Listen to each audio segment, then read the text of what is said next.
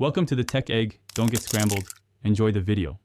In this video, I will show how to build a Toyota Tacoma. Begin by defining goals, budget, and a clear timeline. Next, list parts, tools, and safety gear. Verify local registration rules and emissions requirements to avoid surprises. Prioritize structural and brake upgrades, then suspension, drivetrain, and electrical systems. Save detailed notes and photos during disassembly to simplify reassembly and troubleshooting later. In this video, I will show how to build a Toyota Tacoma.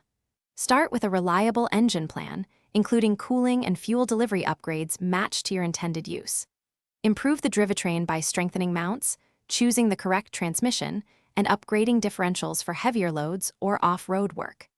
Balance performance and longevity with quality parts, professional tuning, and routine inspections to avoid failures during demanding driving. In this video, I will show how to build a Toyota Tacoma. Focus on suspension geometry and load capacity before lifting or fitting larger tires. Balance ride comfort and articulation.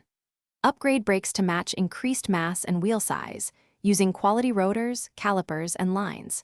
Check steering and alignment after modifications, and use progressive tuning for shocks and springs to achieve predictable, safe handling on and off-road.